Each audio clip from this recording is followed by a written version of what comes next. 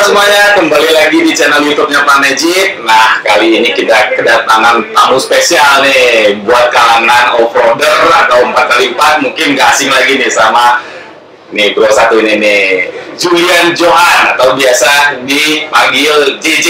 Nah, itu kalau aku Instagramnya JJ Logi. Sama tuh, channel YouTube-nya juga JJ Logi. Mungkin kalian udah pasti kenal lah sama beliau ini. Nah, kita sekarang mau ngobrol-ngobrol tentang 4x4, tentang off-road nih sama JJ. Oke, ya. siap. Ya, sebelumnya saya tahu sedikit nih tentang JJ. JJ ini kan udah penggiat off-road, terus udah pernah rally juga ya. Itu dimulainya kapan tuh? Kalau off-road sebenarnya lebih awal. Jadi kalau misalnya off-road mulainya dari adventurean dulu kan. Adventure. Emang dari kecil karena emang bokap suka off-road, jadinya ya udah sering diajak. Sering diajak. Terus habis itu lama-lama kena racunnya suka. Cuma ya baru pas ini sendiri tuh pas tahun 2004 yang mulai nyetir sendiri, punya mobil sendiri. Jadi pas itu udah punya mobil sendiri, udah mulai nyobain buat kayak main-main ke daerah mana, tapi dekat-dekat dulu kayak masih baru sambil belajar gitu. Udah dari situ akhirnya mulai makin tagihan, nyoba sampai ikut yang event, terus yang kompetisi off-roadnya juga. Baru habis itu kayak yang speed off-road sampai rally baru deh perjalanan itu aja tuh. Kan pernah ngejalanin mulai dari rally, speed off-road, extreme off-road? Ya, itu juga off-road. Ya. Nah, yang mana menurut JJ kira-kira yang paling sesuai dengan jiwanya? Wah, itu sering ditanya juga. Itu suruh milih dan jawabannya selalu kadang-kadang berat gitu, susah. Jadi gini, emang dulu lebih suka itu awalnya yang lebih jalan-jalan ya, adventure, lebih ekspedisi juga dari awal-awal. Tapi pokoknya yang bukan kompetisi aja, yang bukan balapan. Awalnya start dari sini, gitu ya, bukan balapan.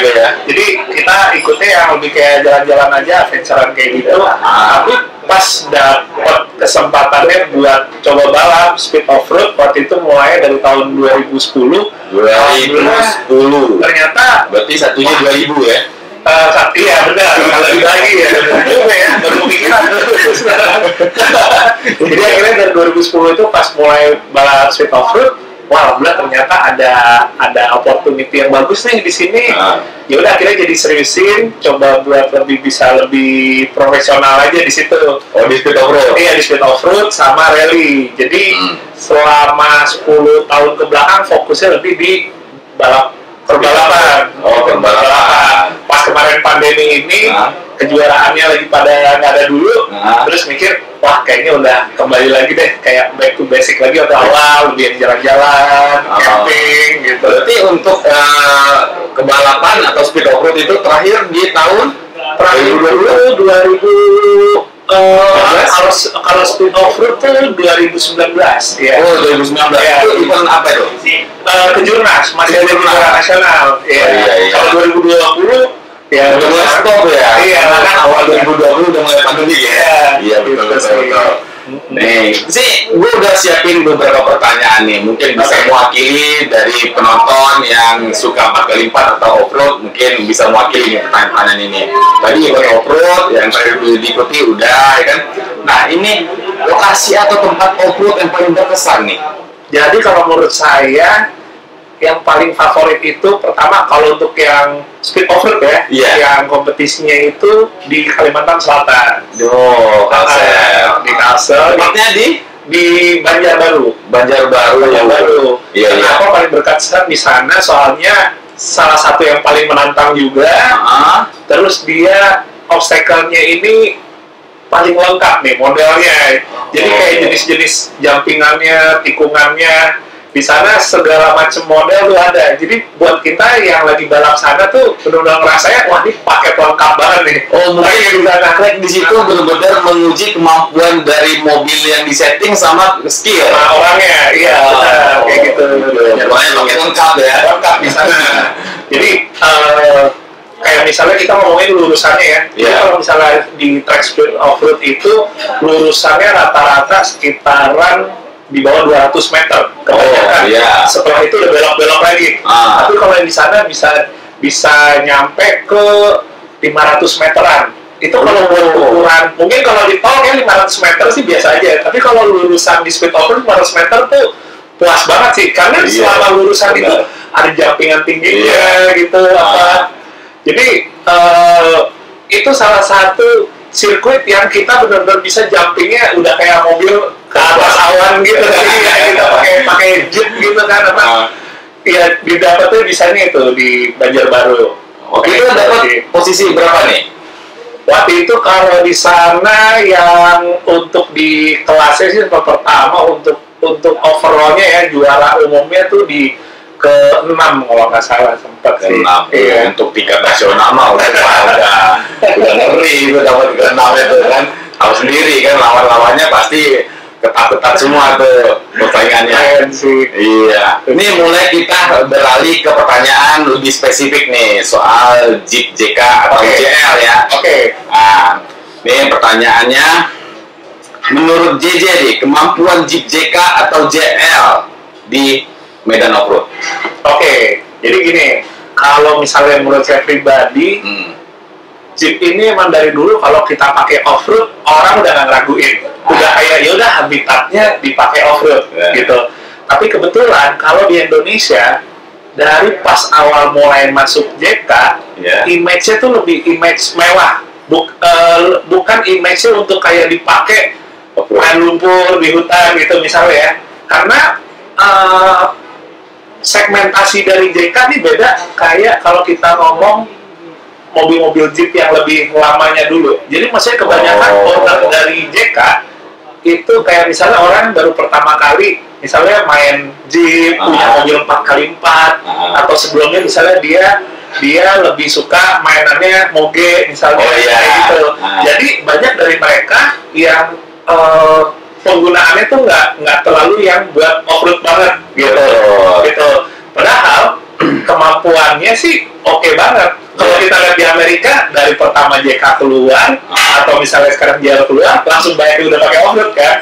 Dan parts aftermarket itu udah banyak. Karena emang lebih lumrah di sana, yang mobil JK dan JL ini ya di off-roadin gitu. Malah lebih ekstrim lagi kan, main batu gitu di sana gitu. Rock rolling kayak gitu-gitu. Nah, sementara di Indonesia, orang untuk mulai main normal off-road, main pakai kayak JK gitu, baru ada antara dulu nih setelah jadi maksudnya bukan di tahun-tahun awal muncul di Indonesia gitu. Dengan semakin kesini orang ya syukur udah makin kayak sadar, pakai JK buat off-road capable banget ya, enak banget gitu, nikmatnya dapat, tenaga dapat, reliability-nya dapat gitu, dan nggak pusing karena aftermarket semuanya juga banyak gitu, pilihannya juga banyak. Dengan kayak gitu sekarang semakin wajar kalau kita lihat Jeep kayak JK gini banyak yang pakai off-road berat kayak off-road ekspedisi. Karena emang mumpuni banget. Betul. Even apa tuh IOX, ekspedisi IOX kan udah mulai tuh masuk tuh di JK. Tahu nggak JJ di mulai tahun berapa itu Jeep JK? Kalau nggak salah banyak ya. Jadi kalau misalnya di di ekspedisi ini yang utamanya kan IOX, itu pertama itu dari tim Bada, Om Jul itu. Nah itu dia terkenal di ekspedisi. Jadi mobil buat ekspedisi ya. Om Jul nonton tuh, salam Om Jul. Om Jul sekarang nonton YouTube. Om Jul salam.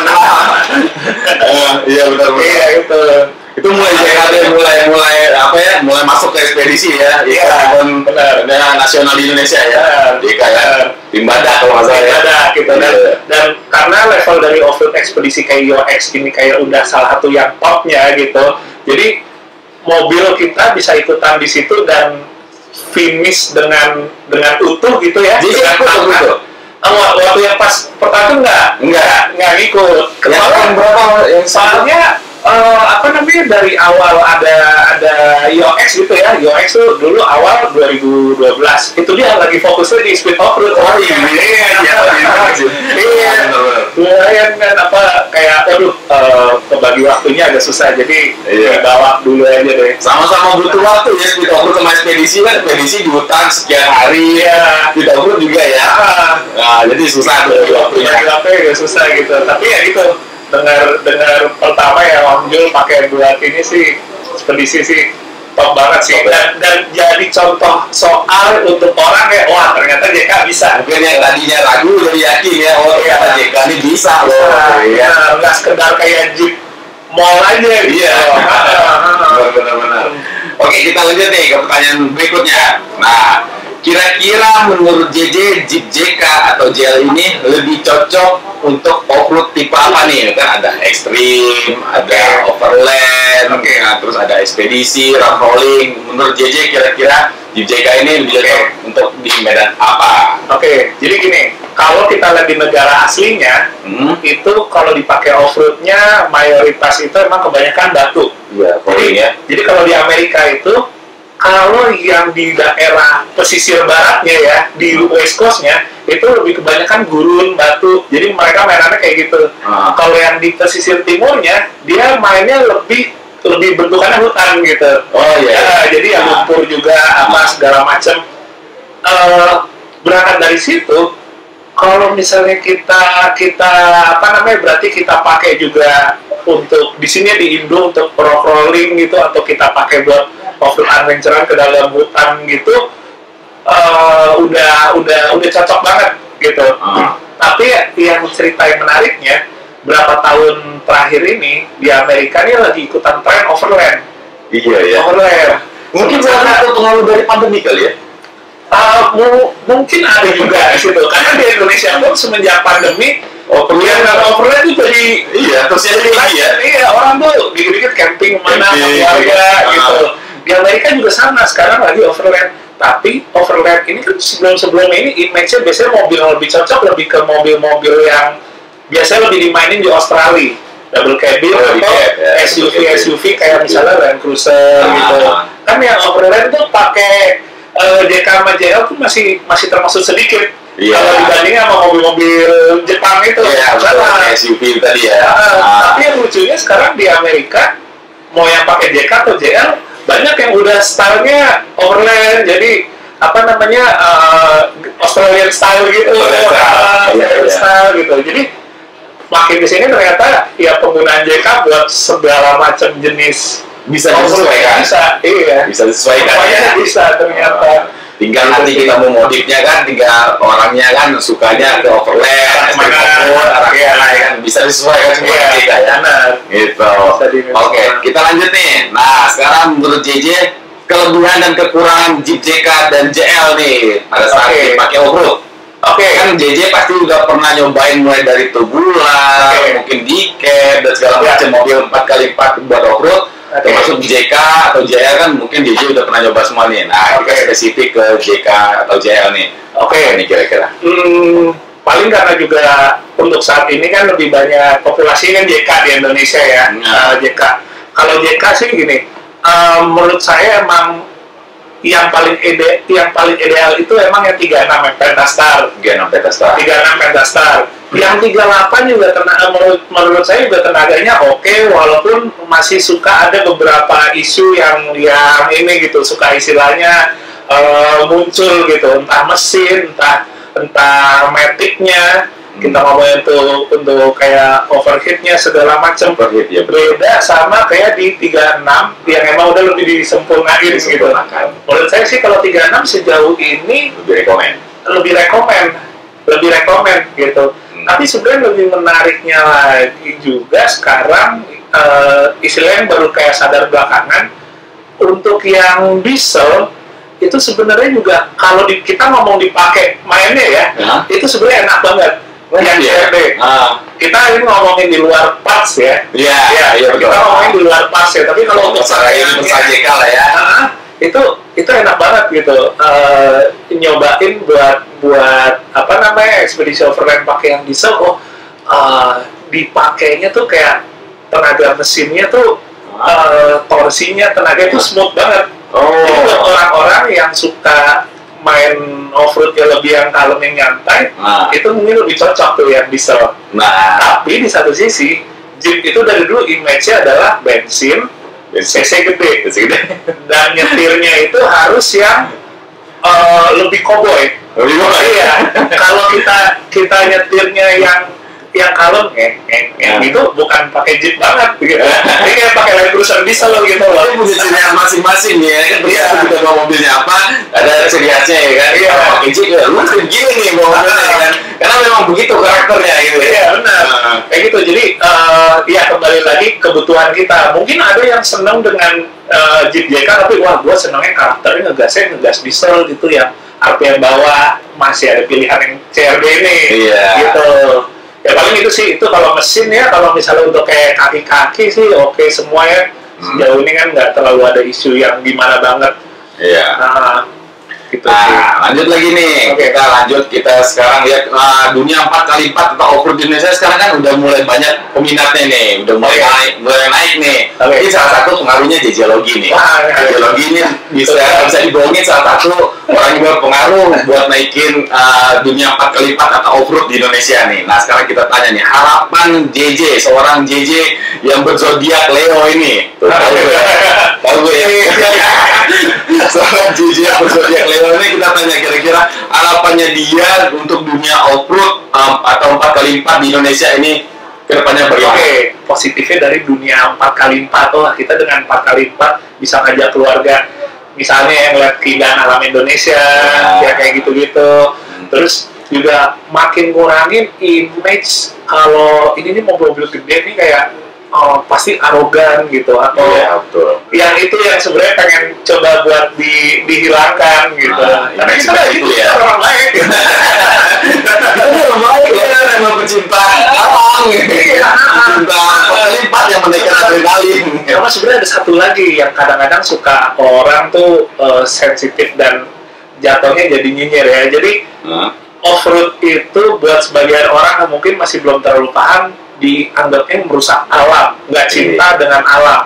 Padahal kalau misalnya kita nggak cinta sama alam, kita nggak bakal silaturahmi ke hutan istilahnya. Kita nggak bakal main ke sana. Itu mungkin perlu kalian garis bawahi itu, ya kan? Iya, kita kalau kita nggak cinta sama alam, kita nggak mungkin rela-rela mandi di sungai, tidur di dalam hutan, tiap minggu, tiap bulan hobinya ke gunung lah, ke apa. Kalau kita istilahnya nggak cinta sama alam, ya kita justru malah di kota aja. Iya betul. Jadi ya insya Allah kedepannya orang bisa ngeliat lagi, maksudnya off-roader tuh bukan perusak alam gitu sih. Nah, gue pengen tanya nih, menurut JJ kira-kira kita bicara secara umum aja di dunia yang 4x4 atau off-road, sok yang paling rekomendasi menurut JJ? Jadi gini, sok ini kita setidaknya kita ngomong di Indonesia dulu ya. Indonesia. Kita shock itu ada berbagai macam merek dan sumbernya untuk fungsinya, kebutuhannya juga berbeda gitu. Cuma kalau misalnya pribadi yang kayak istilahnya yang wah ini buat pakai kompetisi buat kita mau adventurean, mau overland juga Kalau saya pribadi milih King Shock. Ini belum merek kan? Nggak apa-apa, ini belum merek. King Shock gitu. Alasannya? Jadi gini, teknologi off-road tetap yang terbaik itu Amerika. Iya. Karena off-road tuh kurang lebih kayak lahirnya di sana. Makanya off-road tuh suka dianggap juga kiblatnya itu utamanya sebenarnya di Amerika, selain Australia ya. Selain Australia, karena mereka mulai udah dari awal, jadi produk-produk yang mereka develop tuh lebih matang. Lebih matang. Iya. Gitu sih. Jadi emang kita kiblat itu ada yang ada Australia, ada Amerika. Kalau yang berbau performa itu Amerika, tapi yang berbau misalnya kebutuhan aksesoris, misalnya buat tendanya, buat apa, emang sebagian masih Australia gitu sih. Cuma kalau shock Amerika sih. Nggak bohong sih. Ya, jadi itu salah satu rekomendasi langsung dari JJ. Kalian tadi udah dengar sendiri, rekomendasinya itu adalah King Sock, bukan karena endorse atau apapun, karena emang JJ menurut dari pengalaman dia pribadi gitu ya. Itu begitu JJ ya. Iya benar. Kita lanjut nih. Ini pertanyaannya adalah, lihat lagi, contekan lagi. Lihat contekan lagi. Ini lebih ke tips lah. Oke. Menurut JJ mungkin penonton yang nanti nonton ini butuh kali ya tips-tips ya kan. Tips buat off-road. Nah, apa saja yang perlu diperhatikan sebelum dan pada saat off-road? Apa aja nih yang kira-kira perlu diperhatikan atau dipersiapkan? Oke, jadi gini, penting nih. Sebenarnya pertama kalau kita ngomong spek ya, spek itu sebenarnya nggak bohong, kita kembali lagi menyesuaikan dengan istilahnya kantong masing-masing.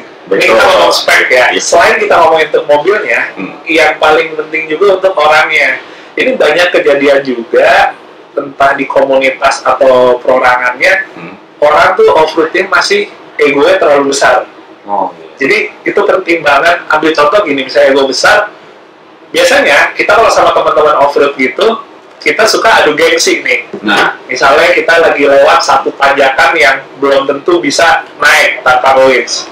Yang di depan kita, pas dia coba nanjak, ternyata lolos tanpa winch. Nah, pas kita nyoba, ternyata nggak naik-naik. Gengsi kan tuh, ya lebih bisa, masa gua nggak winch? Iya, masa ada betul. Itu jangan sampai ego kita itu bikin kita off-roadnya jadi konyol, karena mungkin spek mobil beda, emang jam terbang beda. Iya, bisa dibohongin ya. Iya, dan satu lagi, track off-road tuh dinamis, di depan nggak hancur, belum tentu di belakang masih aman. Mungkin pas dia tanahnya belum kegerus, tapi pas di belakang udah kegerus gitu kan. Jadi jangan ego kita jangan diutamakan, kalau nggak mobil tuh lebih gampang rusak, lebih gampang berantakan deh. Itu sih yang benar-benar karena udah sempetin mampir di Planet Jeep, kita kasih merchandise dulu buat JJ. Mudah-mudahan dipakai nih. JJ. Ada brandingnya. Oke. Thank you terus buat Planet Jeep. Amin. Thank you JJ udah mampir sini. Itu tadi ya, pokoknya kita udah ngobrol-ngobrol sama JJ. Semoga mudah-mudahan obrolan kita ini dari Planet Jeep sama JJ Logi bermanfaat nih buat kalian semua gitu. Jangan lupa ya subscribe, udah banyak banget sebenarnya sih subscriber dia mah. Subscribe channel JJ Logi ini ya, JJ Logi ya namanya ya. Instagramnya juga sama nih, JJ Logi. Sekali lagi thank you banget bro, udah mampir di Planet Jeep, udah sharing-sharing, udah bagi-bagi informasi buat teman-teman kita semua. Semoga berguna. Jangan lupa ya, subscribe channel YouTube Planet Jeep, planet.jeep, Instagram juga ya, Planet Jeep, Planet Jeep. Oke, sampai ketemu di video-video selanjutnya. Thank you.